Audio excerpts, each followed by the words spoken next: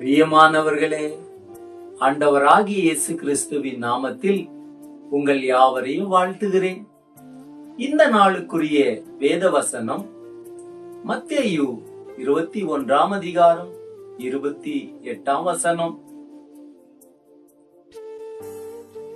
ஒரு மனுஷனுக்கு 2 குமாரர் இருந்தார்கள். மூத்தவனிடத்தில் வந்து, மகனே, நீ போய் இன்றைக்கு என் திராட்சை தோட்டத்தில் வேலை செய் என்றான்.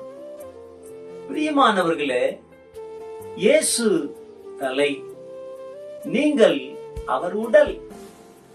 தலை செயல்பட உடல் தேவை, உடல் செயல்பட தலை தேவை. அவர் மணவாளன், நீங்கள் மணவாட்டி. நீங்கள் இருவருமாக இணைந்து உலகத்தின் காரியங்களை நடத்துகிறீர்கள். அவர் தகப்பன், நீங்கள் பிள்ளைகள். இந்த உலகம் தேவனுடைய திராட்சை தோட்டம், நீங்கள் அவருடைய பிள்ளைகள். இத்தோட்டத்தில் பணி செய்கிறீர்கள். தேவனுக்கு நமது பங்கு தேவை.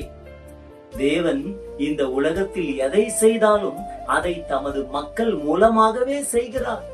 நாமும் தேவனோடு சேர்ந்து வேலை செய்பவர்களாயிருக்கிறோம்.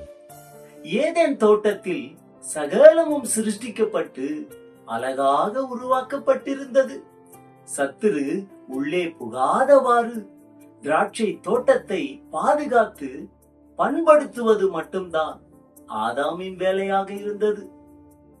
ஆதாம் நிலத்தை பண்படுத்தி பாதுகாத்தது போல கிறிஸ்துவுக்குள் வாழும் நீங்கள் உங்கள் புது வாழ்வை வளரச் செய்து சத்துருக்கள் உங்கள் வாழ்வில் நுழையாதபடி காத்துக் கொள்ளுங்கள்.